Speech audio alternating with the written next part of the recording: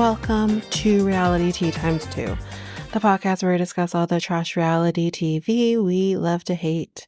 I'm Tanika, and today we are going to be discussing Love is Blind UK episodes 8 and 9. So those are the only episodes that we're going to be talking about in this episode. I want to go in order of release, and we're behind on other things, so we're going to take a pause on Love is Blind UK and head back to 90 Day Universe. And then we'll eventually get back to this. So before we head into the episode, I do want to say something just off the bat. I will say this in other upcoming episodes as well, just in case people don't listen to certain episodes but listen to this one and vice versa. So you might hear this again throughout the episodes, but this will eventually come to an end. So, for those people who listen to the podcast on YouTube or any platform, doesn't really matter, any platform where you're able to not only listen or rate, but you can also review. I appreciate all reviews, and I will take things into consideration, constructive criticism, especially. That helps me improve on this. Again, we're only, a little over a year of this podcast. I'm learning, and I want to make sure that I'm creating good content for everybody. And sometimes with my content, I talk to you as if I would talk to my friends. And sometimes that could be, like, obviously I will be careful of what I say. But in terms of a swear word here and there, that is going to come out because I'm passionate about something, or I'm just letting it loose and not thinking about that or thinking of censoring myself in that way. Because I treat people, or I treat this podcast and the listeners who listen to this podcast as if you are my friend. And you don't want to be censored, right? Now, at the same time, I do respect that there are some people who don't particularly want to hear swear words all the time. However, I do want to mention that there is an explicit uh, marking on the episodes, so take that as you may. However, I can respect that needs to be limited. Now, I am referring to, I don't know if it was the same person, two different people, because it seemed kind of coincidental that they were the same episode and same comment in terms of the swearing. I will do my best to tone it down. Even while editing, even if it slips out more than it should or whatever, I will tone that down in the editing process as well. But there is a way to say it and to talk to me about that. And I will take that information and I will go accordingly. I will take that as constructive. Um, that helps me grow. That helps this podcast grow. This helps um, me make sure that I'm doing right by everybody. But there is a way to do that. And being rude, being just, a little too pointed in the comment is no different than you being offended by the swearing. I'm now offended by how you're not the fact that you're commenting and what the comment is, but how you're doing it. It's all about the tone of the comment for me. But I won't say exactly what the comment is, even if you want to go and find it's gone, it's been deleted. But I have obviously taken that and I'm going forward with it. But don't say you're not going to listen to the podcast because there's too much. Come to me. I'm a reasonable person and I can go forward accordingly with that. But again, we're all adults here. I do want to feel free to speak as I do, but I also understand that you are also free to not listen to certain things. And I want to make sure that I'm appeasing everybody. So with that being said, I just wanted to get that out there. Um, because it does bother me that people are bothered by it, but it also bothers me that people have to be a little too pointed, a little too rude in the comment. So that's the part that I don't appreciate and I will not tolerate. So I do want to say that I welcome all comments. Um, and I have even responded to comments, but that I will not respond to because there's no point. When you're being a little too much. So I just want to say that moving forward, I will do my best. And again, moving forward, if there's something you don't like, something you don't agree with, something whatever, there is a way to tell me that, and we can have a constructive conversation, or at the very least, I will take your comment as constructive because I believe in that. So, but enough of that. We're just gonna hop into the reason that we are here. So, Love is Blind UK, Season 1, Episode 8. Guess who's back, back, back, back again, again, again. Sam is back, back, back. Don't tell a friend. Okay. So we start with Nicole asking Benaya a question about Sam. And she says that she wants to be able to close the chapter and as well as give him the ring back, which I definitely understand from her perspective that she needs to close that chapter. And I guess she hasn't closed it fully yet. And I totally get that from her perspective. But he kind of just wants to leave that behind them at this point, which I also will understand from his perspective. But I would think that from her perspective that he can understand like, okay, yeah, you want to close this chapter up. Let's close it out before the wedding. And if that means you have to, talk it out or give him the ring back or whatever it is, then go for it. I would think he would prefer that. But I also think I understand from his perspective that this is the person you said yes to in the pods. And I was the one that got the shut end of the stick, right? So I understand that from his perspective. And I wonder if he's a little bit afraid that she might go back to him. Like, I don't know why he would have that fear, but I do wonder if he has that fear that she might, like, something Sam says will just sweep her off her feet and she'll go back to him. Um, but I definitely understand from her perspective, like, if I would think, like, again, just as a person who I think, again, as all of us who have passed and you kind of want to rid yourself of the past. And sometimes that means having hard conversations and conversations that might be just, you just don't want to have them. So he doesn't like how Sam acted, agreed, and he wants to just be done. He doesn't want her to be hoodwinked by Sam. So I kind of said that already. And he said, I won't stop you from having the conversation, which again, you never should. Um, and he just the whole thing it kind of just upsets him, which understandable. And she says that she's sorry and she loves him and all of this. And it's like, okay, yeah, you said all of those things to him in the pod as well. At least I think she did. I can't remember if she did. And you still pick Sam. So from his perspective, he's like, yeah, but wait. um So Tom's mom apparently is not going to be at the wedding, which she said doesn't feel good. I don't think she's not going because she doesn't believe in this process or doesn't support him. I think she's not going because there's like a scheduling conflict or something. But I mean, it still sucks. I mean, you kind of hope that maybe, your mom will be like, well, screw that scheduling conflict. I'm going to be at my son's wedding, but I don't know.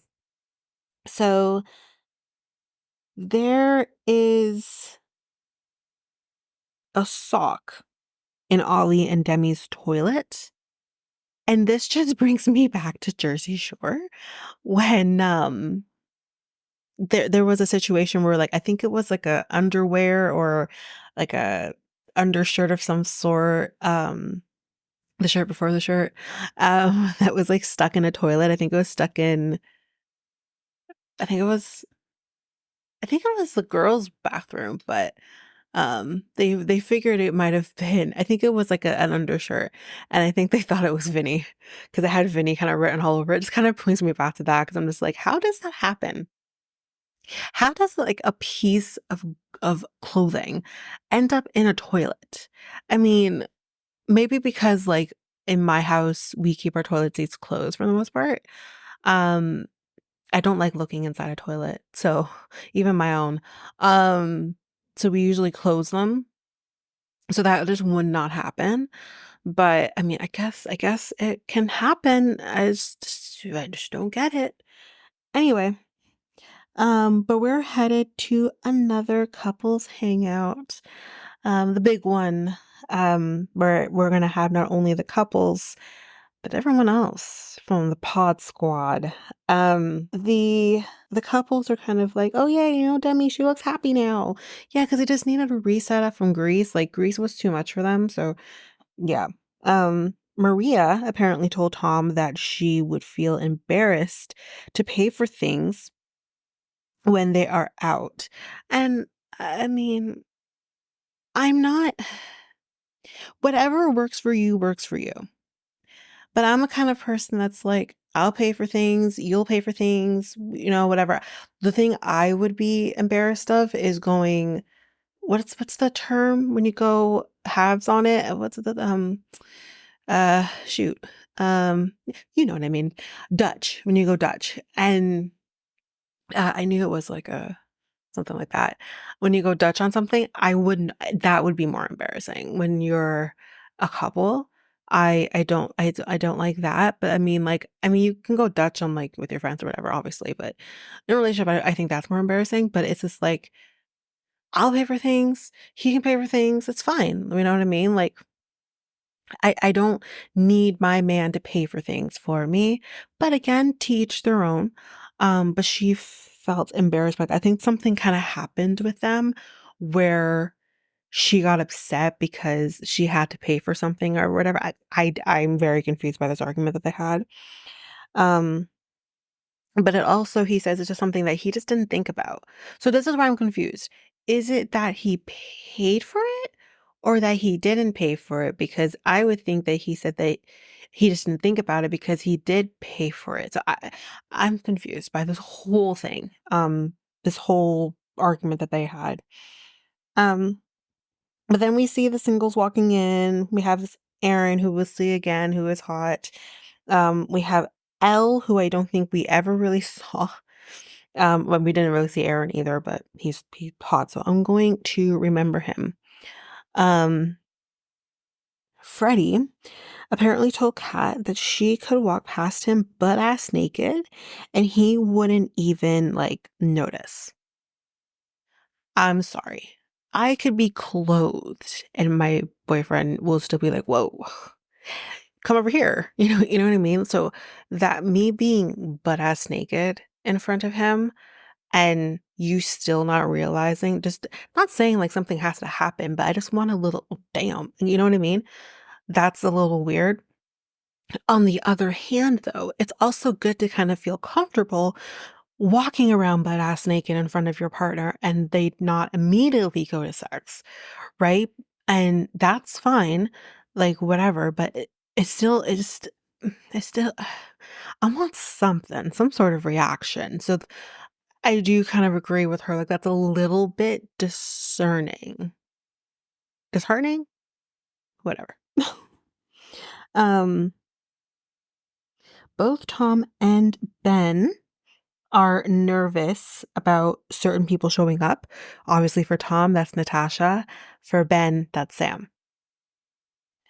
F then we have someone named Charlene with an S and Natasha walking in. Tom says hi to Tash. Tash doesn't even realize that it's him at first, but she kind of, oh yeah, the voice, like the voice kind of reminds her. And Marie's like, I'm not bothered. I'm not scared. I'm fine. Like I mean, I do believe the cool, calm, and collected Maria initially, but when they actually have a conversation, I still believe. I think she's literally like, no, like she's not happy, and she's a little nervous because this, at the end of the day, is a person he had a connection with. So before these women walked in, though, Ollie's like, I don't have anything that I need to worry about. There's no one here that I'm like, oh my God, whatever. And then Charlotte walks in and he's like, she's fire. Calm down, Ollie, calm down. He's like, I mean, she is, but that doesn't mean that I'm going to like run off or something. He's like, I have Demi, I'm good and it's fine. And then in walks the person I think everyone has been waiting for. The person that Ben is just hoping doesn't show up. Maybe he got sick. Maybe he got hit by a bus on the way here. He's kind of hoping that he just doesn't, not hit by a bus and died or anything, but like Regina George version of being hit by a bus. She's fine, right? Um, so Kat is like, oh my God, Sam looks just like my ex-boyfriend. Now, that's not a horrible thing to say, but Kat keeps saying, I counted at least 4 times that this woman says, oh my God, Sam looks like my boyfriend. And then she also says it to Freddie at least 2 of those times. And we'll get to that in a minute. So he says hi to Ben, but not Nicole. Like he goes to Ben and he's like, hi Ben, we know what's up. And Nicole's right there beside Ben and he says nothing to her. That's ridiculous. And Ben even says as much, like, what the hell here, Kat and Freddie, this is where it happens. So she says it to Freddie, oh my God, like he looks like my ex-boyfriend. And Freddie's like, I heard you. Like, do you have to keep saying it? Now here's the thing. Are you saying he looks like your ex-boyfriend because you find him so attractive that you would just forget all of this with Freddie or something? Or like is it like literally stops you dead in your tracks? Because I think if I saw someone who looked like my ex, I would be stopped dead in my tracks and want to be like, oh God, like, and just dip. And that's the thing. That's how I would react. That's not how she's reacting. So because of that, it kind of starts this fight between the two of them. And Freddie, he's not off the hook here, does think that Charlotte is attractive. Everyone seems to be really into Charlotte here. Ollie's into her, Freddie's into her, like everyone's into Charlotte. Like she's the hot commodity here right now. So Sam and Ollie talk and he says, I was here for the right reasons. Their connection was strong in the pods. And it's like, okay, yeah, fine. I mean, I don't believe you that you were here for the right intentions, but whatever you say, my guy. And then Sam pulls Nicole to talk to her. And he asks, like, was our connection genuine or was it always Ben? Well, no, it was genuine for whatever reason on her part. But when she saw, I don't know what it is about when she saw him, because he's not a bad looking guy or anything. I don't know what it is about her seeing him that just set the mood for her. But maybe it was more about what Ben was saying and her just being like, did I make a mistake? It could have been simply that. I Here's what I think my theory is. My theory isn't that doesn't or she didn't like Sam or she didn't find him attractive or she didn't have the strong connection with him in the pods. I don't think it had anything to do with Sam. I don't even think her leaving Sam has anything to do with Ben. I think her reasons for leaving him was because of what Ben told her about Sam. But what she should have done was ended it with Sam in the pods and stick with Ben. But instead, she didn't do that. She ended it with Ben because if we let's not forget, Ben said he wasn't ready for marriage really. And it's like, okay, well, what show are you on, my guy? And she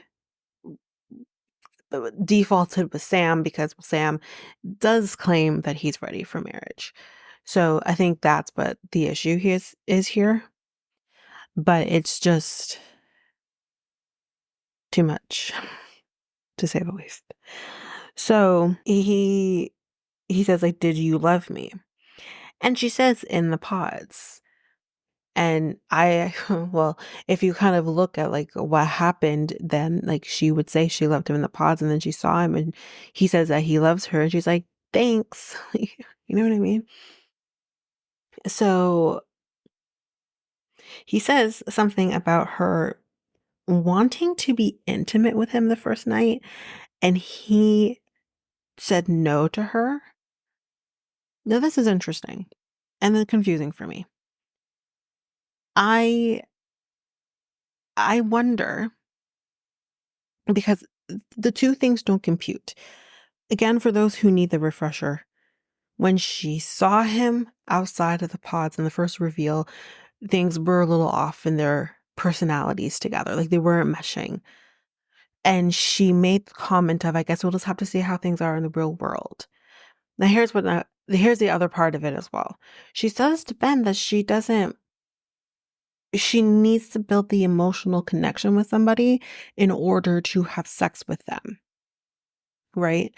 But I wonder if she was trying to fast track things. Now, here's the thing. I'm going to play devil's advocate on both sides here. Number one, he's lying. Very possible because he is who he is.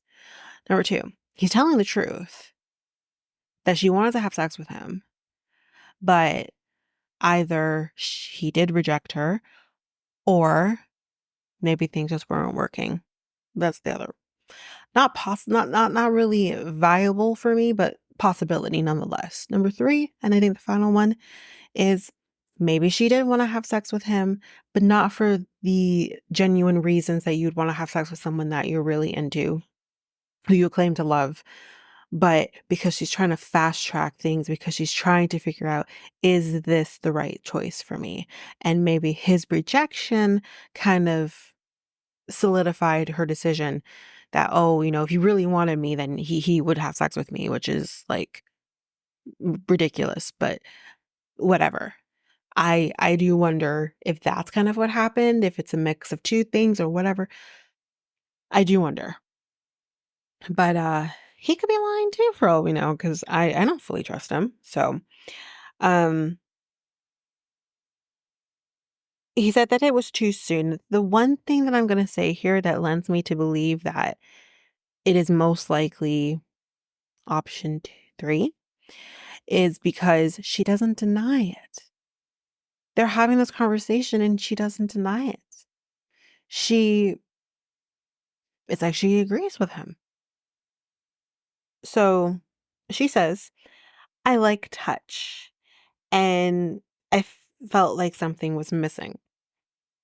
And you could like touch. And again, intimacy doesn't just mean sex. But I need a little more context, things we're probably never gonna know.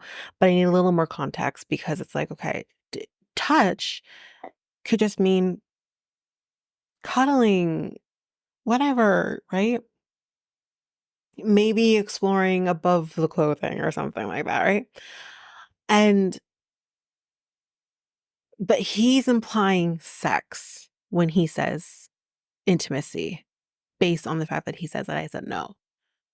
So it's like, if I am to believe that she didn't necessarily mean sex, but just touch, then he was rejecting her on that because that's problematic. If like you won't even just cuddle her while you guys are falling asleep or something, or hold hands while you guys are falling asleep, like some form of intimacy. So, but I don't know if I fully believe that it was about she's a touchy person. Um, yeah, so she says, I felt like something was missing. And he says, why? Because I didn't want to be intimate. No, something was missing long before that, though. He just didn't realize that. But yeah. Um, he's like, but she says, I got some things for you. And she hands him his ring and his bracelet. And he says, no, that was for you. Keep it. I'm not sure if he meant that about the ring. I mean, the ring is going back to production, but the bracelet is something he either owned and gave her or bought for whoever he proposed to. Um, so he says, no, that's for you. And she says, no, I don't want to keep it. This bracelet is like a weight on my relationship. I kind of just want to get rid of it. So with that, he takes it, I'm assuming. Um, so then she goes back to Ben, um, saying saying that the connection did feel real with Sam, um, at the time. And Ben is like, yeah, okay, but it wasn't. So here's the problem I have with Ben is I understand from his perspective that he felt like Sam wasn't being a genuine person. Hell, from our perspective too, that he wasn't being genuine with his feelings for Nicole. However, for Nicole, it was genuine. And the very least. And your now fiance is saying that connection was real. You saying to her, but it wasn't, is still invalidating her. You're not invalidating him anymore because you're not talking to him. You're talking to her. You're invalidating her feelings, and that is messed. You shouldn't be doing that.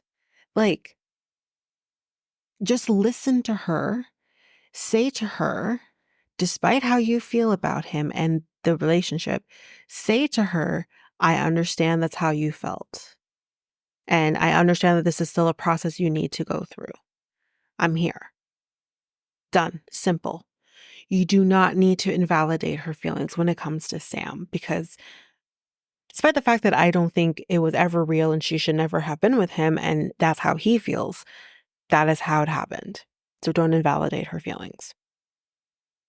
So she says, I just wanted to move on. And so yeah. So let's just do that. He does worry that she is going to get sucked back in to his shenanigans. And it's just like, but okay. Do you think so little of her that she would get sucked back in? And I can understand why he says that, because she's not a very, to me, not a very trustworthy person. At the very least, I do not trust your feelings and your emotions, because one minute you're here, the next minute you're there. So it's that part of it for me. But I'm not with her, you are. So do you think so little of her that you can't even trust that she isn't going to get sucked back into his shenanigans? You know what I mean? Um, he also doesn't see things from the viewer's perspective. Maybe that will help things. But it's like, have a little faith in her, I guess, and the other day, because she is your person. Then Kat and Freddie, they're still fighting. And then she's flirting with Sam, even though she says, I'm not actually flirting with him. And while she's doing it, Freddie's right there watching her. That is messy behavior on your part, Kat. This is your fiance. And you're over here McFlirty with Sam because he looks like your ex. Then go have sex with him. Like, you know what I mean? Like, clearly he's an ex for a reason. I don't know what the reason is, but clearly he's an ex for a reason. So why are you just like, oh my God, like, he looks just like my ex and he's so cute. And like, you can think your ex is cute, but at the same time, it's like, but you're an ex for a reason. So I will leave you right there. You know what I mean? Like, it's, oh, I'd be pissed if I were him. He was pissed, but not cool. Not cool at all. Um, and Freddie is, yeah, so I did mention that here Freddie was like right there and he could hear everything. Then Tom and Tash are talking, and he thought that she would look more geeky. And he's like, I swear that's a compliment. And he's like, I don't know if me and Maria are going to say yes on the wedding day. And she says that I told you that I was falling in love with you and I meant it. And I'm pretty sure she says it again here. And it's like, girl. Only because he said that to Maria later on that Tosh did say she loved him, but it's like, girl, if she did, like I didn't quite hear that. I heard her say I said to you in the pods I was falling in love with you, but I didn't hear her say it here. And it's just like, girl. Um, and because she says like I meant it when I said that, which she's talking about then. But he says the convo with her was tough. I think like the ending it conversation was tough for him. And Maria comes over like a boss bitch and she says, "Can we go like sit over there? Far away from her, please." I thought you weren't nervous. Anyway, so Ben comes in from a smoke and he's like, "You know what? I'm going to bite the bullet. I'm going to have this conversation with Sam." And he says, "I feel you came in for the wrong reasons." And, he says it came at the cost. Um, I think I care about, anyway, I can't quite read my handwriting. But he's like, I think Sam was maybe talking over him, and Ben's like, "Can I finish? Can I finish?" And he's like, "I want to say my piece on how you treated Nicole." And Sam's like, "We had an amazing connection in the pods, but in the real world, it just didn't work." And I mean, I don't think personally, I just want to say this here. I feel like Sam didn't say anything too egregious. Yes, maybe the whole intimacy conversation could have just been left alone, or he didn't have to have that conversation with Ben. I can understand you having it with her, but not so much with him. But I mean, again, I don't know. But yeah, he says that, it didn't work, blah, blah. And he's like, you realize that she wanted to sleep with me, right? And I said, no. And Ben starts laughing, but he's not laughing because he thinks it's funny. He's laughing because he's like, what Twilight Zone did I just enter into? And he's like, I don't appreciate that level of disrespect. And he walks away from Sam. And Sam's like, that guy is Hollywood. Said from the guy who's literally here to be famous. But okay. Pot me kettle. Tom and Maria talk to Tash. Sorry, no, this is the next day now.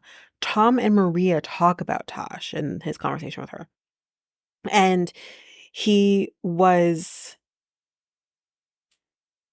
I think he said he was fine, but the conversation was more intense than he probably expected it was going to be.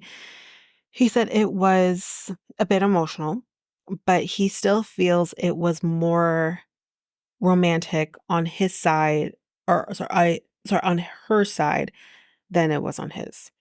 And he tells Maria, Tash told me that she loves me last night. And she's like, wait a minute, last night? She said that to you like last night.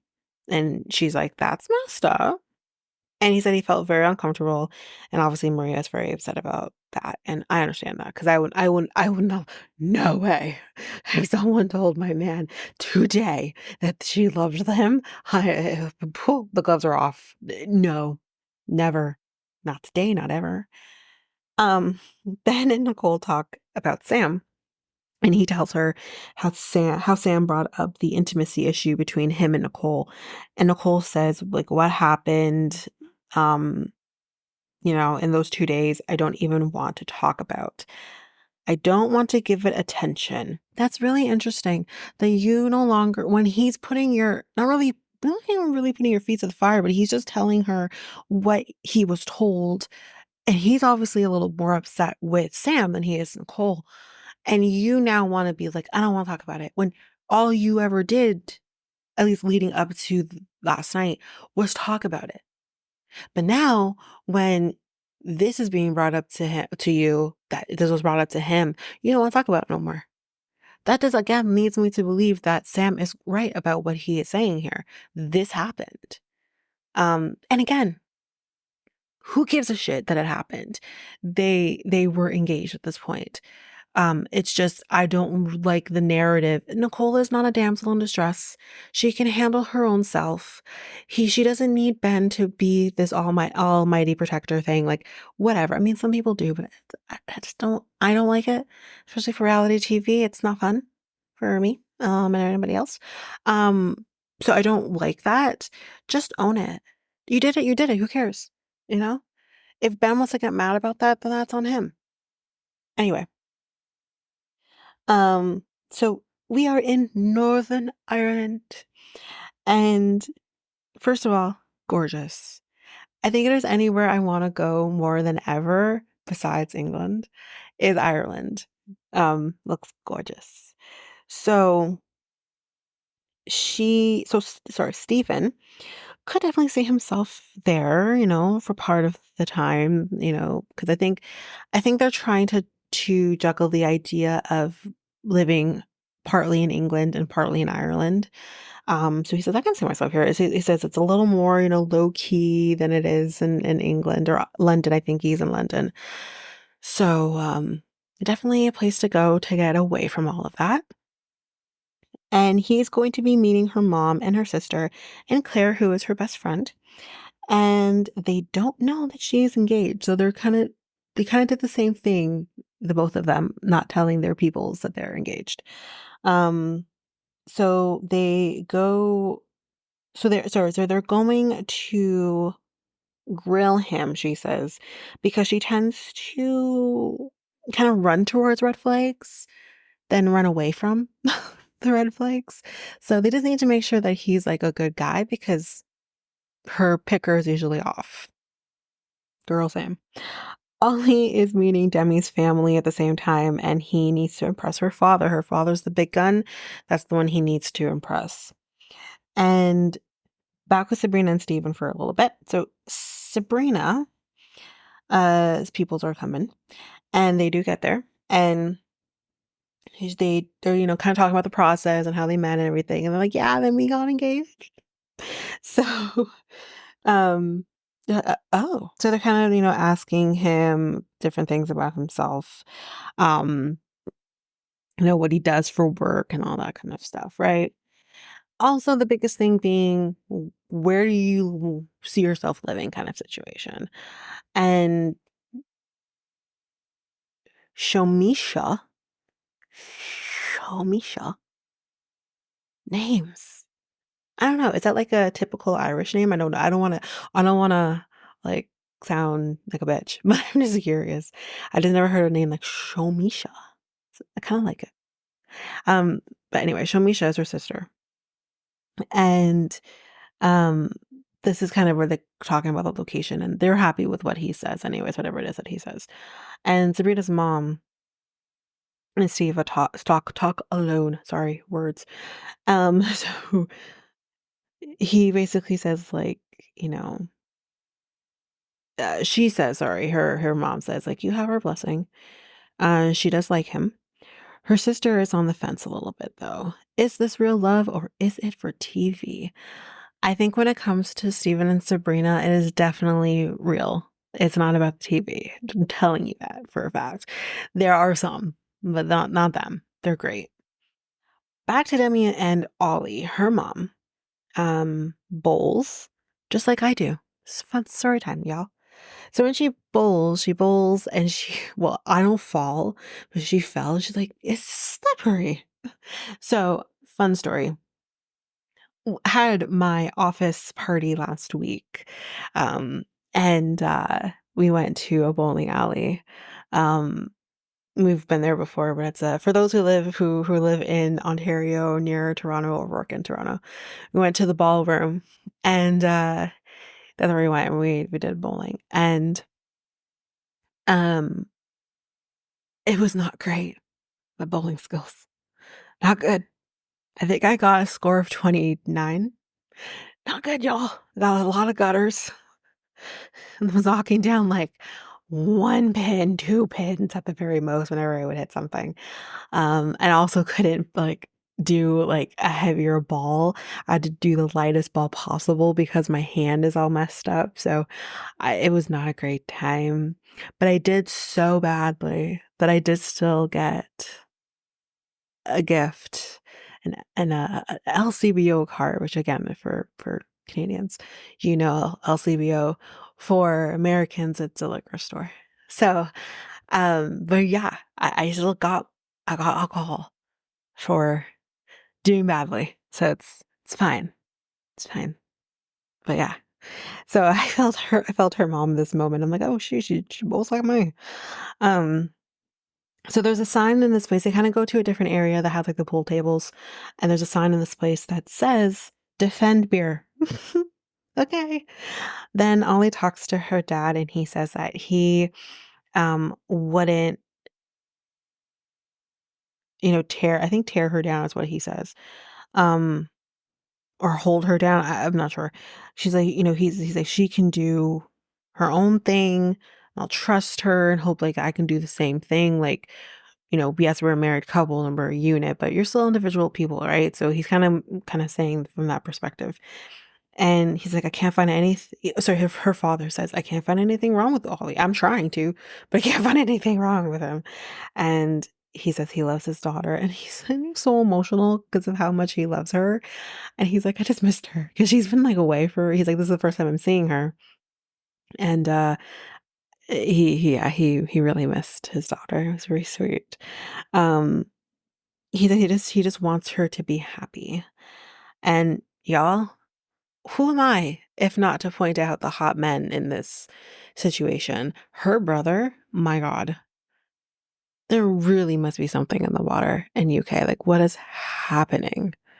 Anyway, so Kat and Freddie, they're talking. This is obviously post the whole situation with them. And she says that, again, I can't speak to this just because like I am not adopted, but she blames her attitude on being adopted because like she wants things a certain way and whatever because of her adoption. And though I can sympathize with that, um, because that changes a person, obviously, when you are adopted. So I understand that, but you don't have to be a bitch either, because you're adopted. That's like someone saying, well, I'm this sign and that's why I'm like a raging bitch or something, right? That's not, you can't blame your zodiac sign on, now that's not the same thing, obviously, but like you can't blame your personality or whatever on this thing. And yes, like I said, like adoption is very different than a zodiac sign. But again, it's just like you y- you just can't hold on to that as a reason why you can act that way with somebody. It's not fair to you, it's not fair to him. And that's not, if you have things you need to work out, therapy. Therapy is your friend. So that's not fair to him. Anyway, so yeah, she blames her attitude on her being adopted, but he does push back on it, um, a little bit. And he says that he worries, though, this is kind of separate from her pushing back on it. He says, I worry that, we're going to be married legally. Yeah, that's usually how marriage works. And that you are entitled to my money. Oh? And he says to her, well, how would you feel if I put something in place that, kind of says like my money would go to my sister instead in case I were to pass away? I'm sorry, what now? So potentially you could die and I'm shit out of luck because you just, not my problem, you died and I'm just shit out of luck because I don't have any rights to your money, because you're going to put in a will that everything, that any asset, anything like that is going to your sister. I wouldn't marry him. Now, I'm not saying that I'm opposed to signing like a prenup. That makes more sense. But I thought he was going to say prenup. I think he wants the prenup, which we'll talk about in a minute. He wants the prenup and he wants to put something in the will that says, well, if I die, you know what I mean? My guy, I want to marry him. And again, like I was going to say, I don't think he's opposed to doing a prenup. I wouldn't be opposed to doing a prenup, sorry. If I think doing a prenup is a smart thing to do from a legal standpoint. So I'm not opposed to that, as well as I'm not even opposed to some sort of like some part of your assets going to family. I'm not even opposed to that. But to me, this sounds like you're leaving me high and dry. This could be a matrimonial home, but because your name's on the home and then you die, what do I do? Am I out on the street because now this house belongs to your sister? That's that's ridiculous. No way. Nah. Anyway, that's it for episode 8. We're going to take a quick break here, and when we come back, we will jump in with the final episode, episode 9.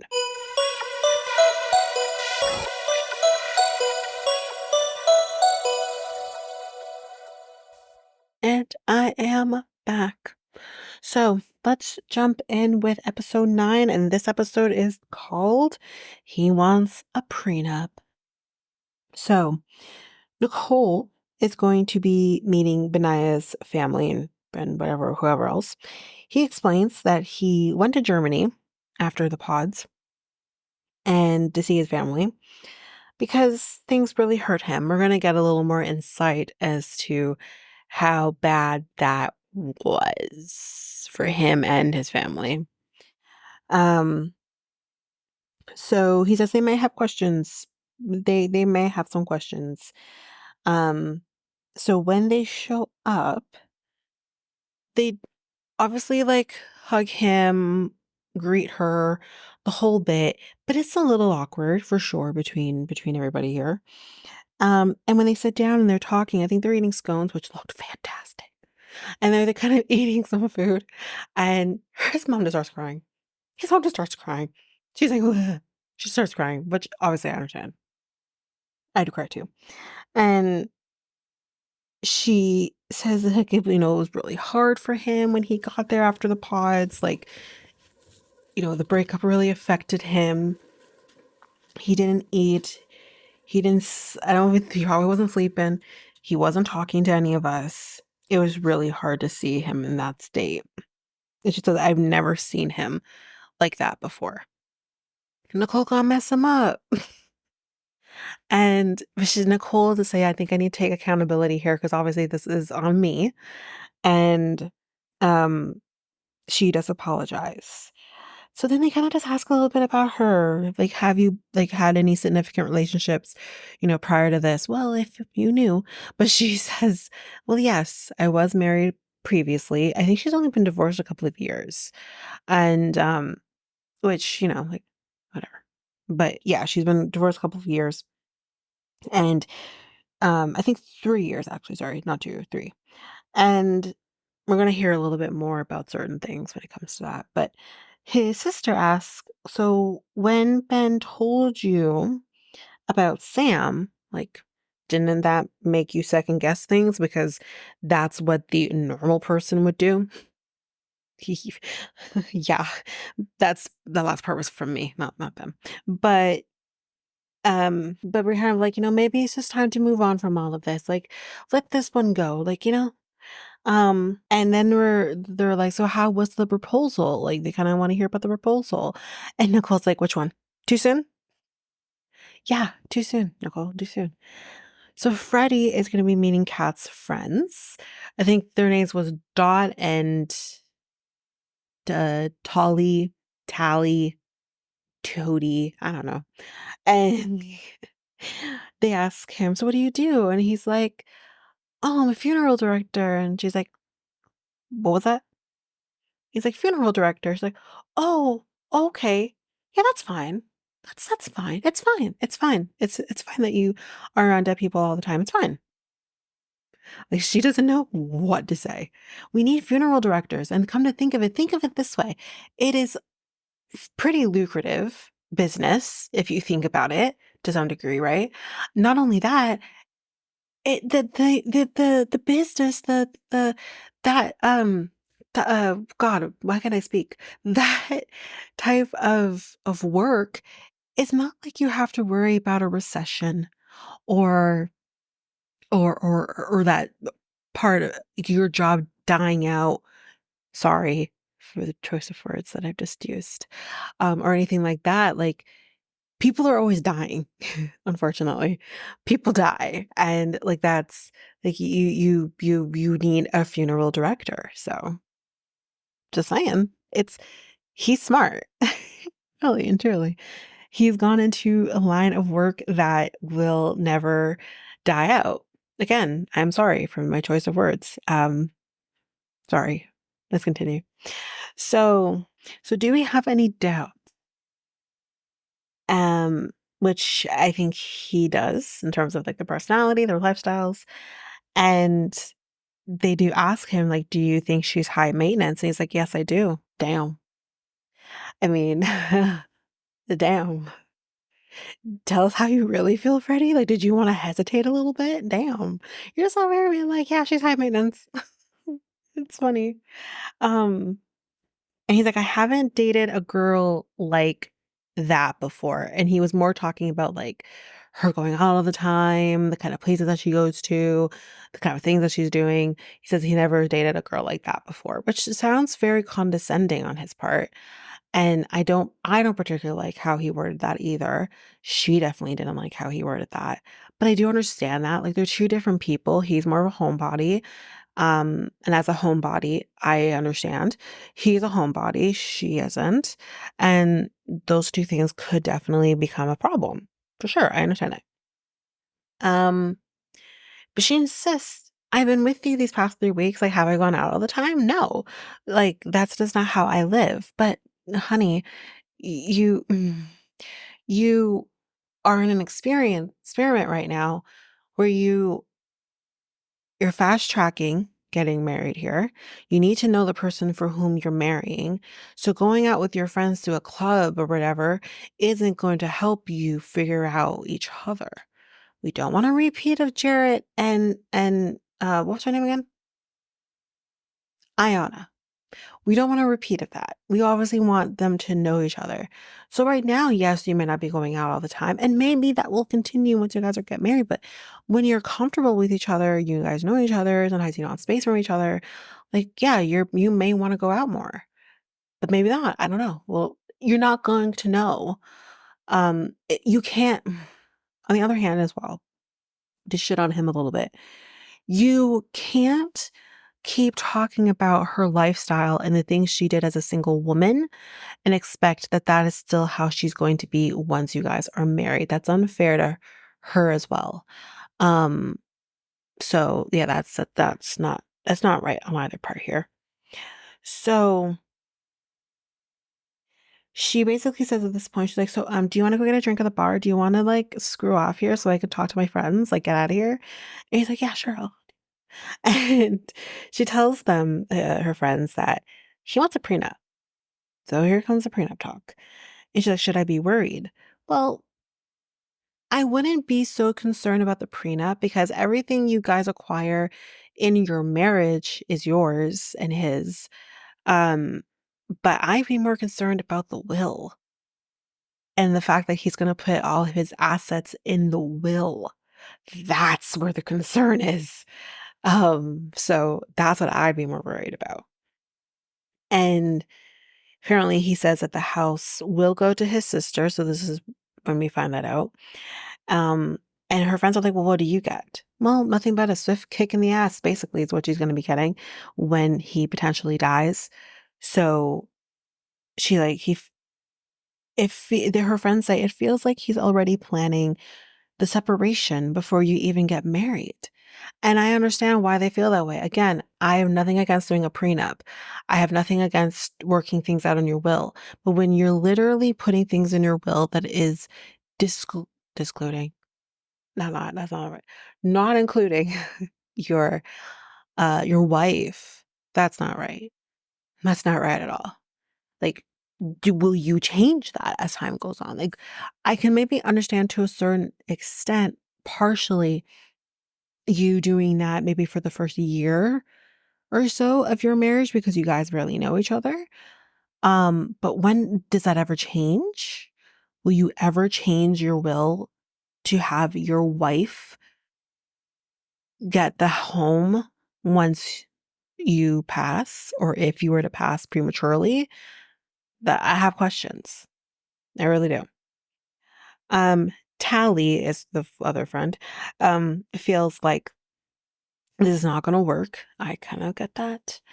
And she says, I mean, she makes it seem she's saying that more about the fact that he's a homebody and she's not. But I think the main issue here is, yeah, that's a problem. But I think the main issue here is he's it's everything having to do with the finances that I have more of a concern about than, and I would have more of a concern about than, that.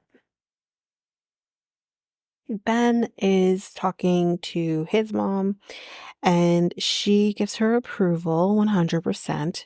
Plus, she is happy that he is happy. So that's kind of all that really matters for her.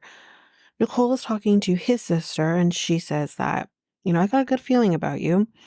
Um, you put his needs first and um he is a nomad after all, and we never just know when he's coming back.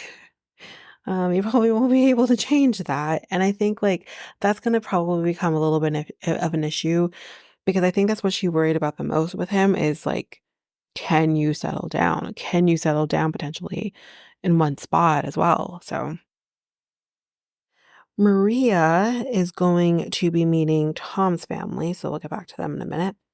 Oh, look, here we've got Bobby and Jasmine, who we barely ever see. Like, were they even at the couples get they were there, but we just didn't hear much from them at all. He is meeting her mom, and her mom is a lot. And she says like she would basically go through like her call log, call everyone there, and if one of them was a boy, she would tell them never talk to her again and block them on her phone. That is too much, ma'am. I'm sorry. I'm not a parent, but I don't, you're not teaching your child the life skills to weed out the things themselves. You're doing it for them. And immediately because it's a guy, you do that, which is ridiculous. Like, that's too much. You I don't I'm sorry. I just overbearing parents to this extent is too much. Like, that's too much. I'm sorry. Like, I, uh, I feel for her mom. I understand her mom, but I do not particularly like her. You see what I mean? Kinda like Jasmine. I don't like Ed, but I also, like, don't dislike you at the same time, you know what I mean? Like, it's weird. That's how I feel about her mom. I dislike Ed. So, um, so back with Tom and Maria. We got his sister, yeah, his sisters, and there are his half sisters. But they talk about, their fight that they had. This is the whole like paying for stuff situation. And they talked about her moving into his place, but she doesn't want to pay someone else's mortgage. Wow. Um, he didn't seem to get that memo because I guess they thought they kind of resolved that. Uh, um, uh, is there things that you could do? You know what I mean? Like, uh, to ensure. Like, I would think that because I don't know how the rules work in England, but I would think like it's a matrimonial home at that point. Like, I don't know. Like, I was always under the impression a matrimonial home happens even if like someone else is on the lease. Um, like if you not if both of you are on the lease, but I could be wrong with that. So I don't know. It's better than living in a place that you rent. He owns it, so I don't know. I guess we'll figure that out. We got Kat's parents here, and they say to him that they adopted her at 11 months old, and she was the perfect baby. Not sure what happened or anything after that, but he says that he wants things to be perfect, which nothing's perfect, but he wants that. And he kind of just wants things to go well. But you can never know the uh the outcome of things, right? But her dad tells him you need to have an open mind. It will help your marriage, helps mine. He is talking to her now, I think alone, and her mom, or her mom, sorry. He's talking to her mom. And her mom says that he says that, I think you guys will be good together. Um you mesh well type of situation. So now let's get to the fun part of this episode, Jasmine's mom. So Marcia, or whatever. She's here, and she's kind of ignoring him like right off the bat. But she says, it's a shock, I think is what she says. And her mom asks, what about her made you want to be with her? And he's like, I got doubts. Or so she says that I got doubts. How many relationships have you been in? Not very many. How's your education? And he didn't go to university. And Jasmine doesn't seem concerned about that. She says, today's world, not everyone needs to go to university to make a good living. But her mom, kind of judgy a little bit, kind of is like, well, it's better to be with someone with a good background or is educated because, you can carry conversations a little easier with someone who's educated. How judgmental. I mean, you can carry a conversation with someone who is uneducated, if you want to use that term, who is doesn't have a post-secondary education. And I don't like that. That's so judgmental because again, like he seems to be very articulate, intelligent, and for her to assume that you can't carry a conversation with him because he's just uneducated is absolutely ridiculous and very judgmental. Um, she's like, I'm just protective. Um, which fine, be protective. No one's judging you for being protective of your child, but she's like, what's the future plans? Um, and I think they're going to be moving there into London. And she's like, I can't remember exactly what she says initially, but she's like, I'm her best friend. She tells me everything. And like, that's not going to change. And Jasmine says to her, she's like, listen, yeah, but I'm not going to tell you every little thing. Like, if we're arguing over the dishwasher or something, like, I'm not going to have that conversation with you because I don't want that to shape how you view him. You're not going to know every little thing because, like, you don't need to be privy of every little thing that happens in the relationship. But her mom just still is insistent and says, yeah, but I think you just tell me everything. I think you just need to tell me everything. And it's just like, no, she doesn't have to tell you everything. You do not need to be privy. This is the marriage is between the two of them. You do not need to be privy of that. And just because you are her best friend doesn't mean anything. You can have a best friend, but you wouldn't necessarily tell your best friend everything. So she then asked Jasmine, are you sure? And she says yes. But her mom, again, like you ask her if she's sure, but then you don't respect the answer because she still is like, yeah, but it's going to be really difficult. Yes, it's going to be difficult. And she said, do respect her decision, but, um, she kind of wants to be truthful about the fact that she's obviously worried. And she's like, there are always going to be secrets. She does this to Bobby. There's always going to be secrets. And he's like, at the end of the day, though, don't lie to me. and she's like, don't lie to me, and it's like, but you you are not an extension of your daughter. Obviously, you're going to respect her, you're going to be there for her, you're going to support her, but you are not, to me, it sounds like she's trying to, like, include herself, be an extension to, to, uh to Jasmine, and that's no. Eh, I'm not saying he should lie to her, but I'm just trying to say, like, if something happens and he lies to her, that's not then meaning he's lying to you.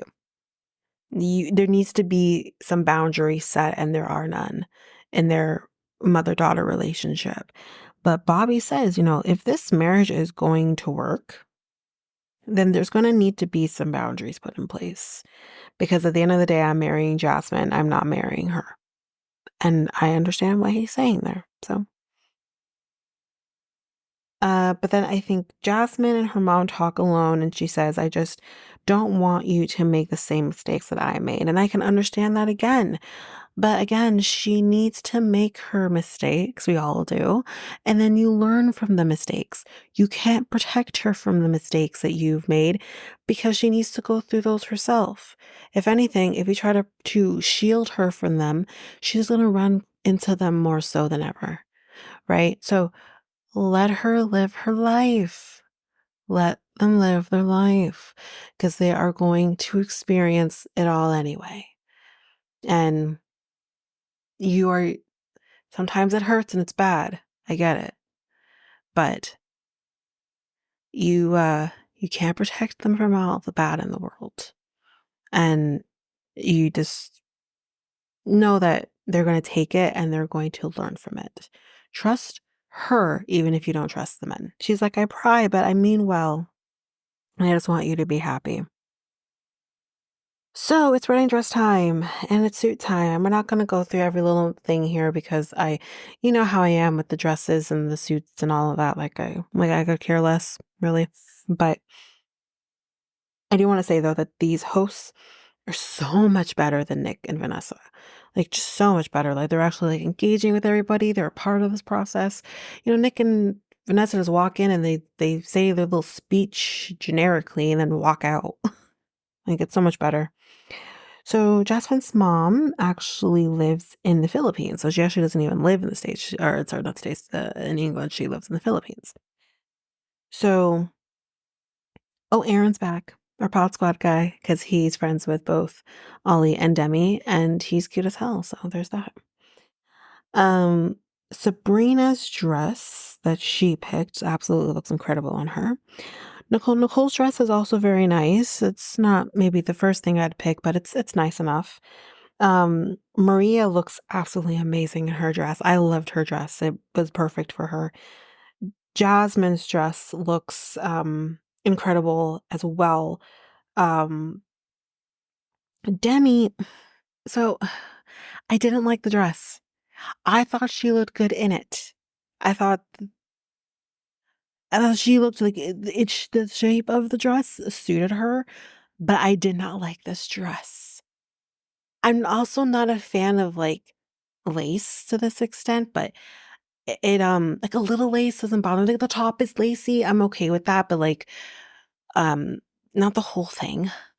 I did not like her dress. I'm sad that I didn't like her dress because I liked everyone else's, but I just didn't, for the most part, I just did not like her dress. I'm so sorry. Um, Kat's dress suits her. Again, not something that I would pick or I would even pick for her necessarily, but it suits her. Is kind of the style of her dress kind of is what I would picture her in, kind of mystical and kind of reminds me of something like you would kind of pick for like a forest wedding. It was nice. Um, it's pretty, yet simple. So we kind of see we're in the final dates here. So we're kind of going to go through this as much as we can. Steven and Sabrina are going to be Mr. and Mrs. Smith, y'all. Yep. Ollie and Demi are at the arcade having some fun, and they're absolutely adorable with each other. It was cute. Maria's brother is going to be walking her down the aisle. It was always gonna be him as well as her father walking her down the aisle, but obviously it's just gonna be her brother. Um, but they are gonna be celebrating her dad in some way, kind of, having a spot for him at the table, probably have a spot for him in, um, during the ceremony as well. So, like, they're gonna celebrate him as much as they can. And Nicole didn't want to get married again. She's like, "I wasn't sure if I wanted to get remarried again." And Ben, although Ben is sweet in this, he does kind of say, like, don't let the person you married shape how you view marriage, because it's not about the sacrament, but it's more about the person, which I can understand that.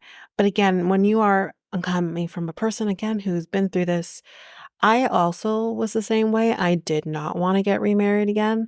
Um, I had no intentions of getting remarried, even though I was obviously in a relationship at the time. I did not want to necessarily get remarried again. Um, and yes, the person can shape the view on that. The very harrowing procedure, process of divorce can also be the reason why you don't want to get remarried again. There's many different reasons, and her reasons are valid. His explanation is valid, but so, like, as a person who's been through this, especially as a woman who's been through this, it's not a fun thing to go through, and it definitely can shape your views on marriage. Now, if you find the right person that you can see yourself doing this all over again with, then yes, you can look past the fears of getting remarried again and doing it again. And you potentially can only see yourself doing it with that person. Like, I can see myself marrying my current partner, but if I was with somebody else, or if God forbid we didn't work out and I'm with someone else, I might resort back to me not wanting to get remarried again. Probably that is exactly what happened. And um it's all about the person that you're with. So yeah, that's where I'm at with that. So I understood her. Jasmine and Bobby are at the London Eye with clear champagne glasses. Is that allowed? I've never seen, I mean, never, not, can't say never, I've definitely seen clear, clear glasses before on the show, but, never seen that before. But anyway, that's it for episode 9 of Love is Blind. We are entering into wedding territory, and we have 2 episodes before the reunion. So what we're going to be doing, this is the schedule of what you can expect, at least with the order of the shows coming. So 90 Day HEA is the next thing that I'm working on, and that is going to be most likely for both episodes, because there's not, I mean, I'm trying to see if we can do it for both episodes, because there wasn't a whole lot in the last episode. I feel like it was just an excuse to do another freaking episode. Um, so those probably would be combined into one. So that will be the next thing that comes. And then after that, we're going to do Bachelorette, and I am most likely going to do last week's episodes, the hometown, as well as I guess we're entering into fantasy suite territory. So that is what's going to be coming after that. So that's where we're at. 90 Day, Bachelorette. That's the order we're going to be getting into. After that, we're back at Love is Blind, and I'll be doing the 2 episodes from last week. So that is the order of which I'm going to be doing this, so that everyone is kind of aware with the order of how we're doing it. Um, so yeah, I think that's it. Everything else will kind of trickle in after that because we'll be back with Toe, Forbidden Love, and all that. And Forbidden Love is almost done. We only have one more episode left, I believe. So yeah, we'll be getting back on track. Plus, it is a long weekend coming up for all of us here, Canada, States. So that will help with me getting back on track as well. But that's basically it. That is a schedule for what you can expect. And yeah, that is it for now. So if you like what you heard, please rate, review the podcast on either Apple Podcasts or Spotify. Also, don't forget that you can also share us with everyone in your life if you really love this. And I do want to read those reviews. I'm definitely getting 5-star ratings, but I want to read those reviews. So send me those reviews and I will read those 4 and 5-star reviews on the podcast. Also, we're on every one of your favorite podcast apps, every one of them, including you can find us on YouTube at Reality Tea Times 2. If you want to connect with us, you can do so by going to either Facebook or Instagram at Reality Tea Times 2. You can also find us on Twitter, TikTok, Reddit at Reality Tea Times 2 Pod.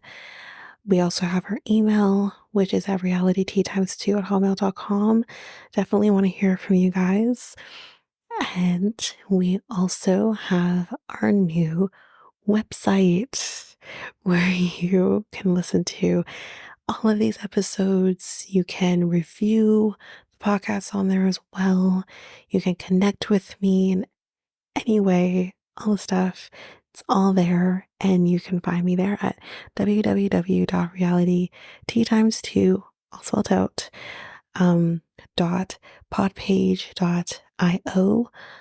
It's there.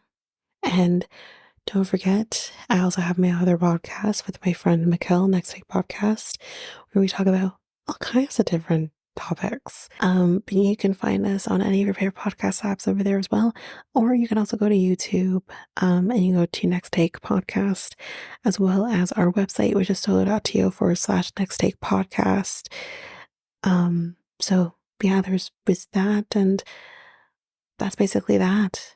And again, don't forget, if all of this information is overwhelming, we do have all of the links, everything in our show notes.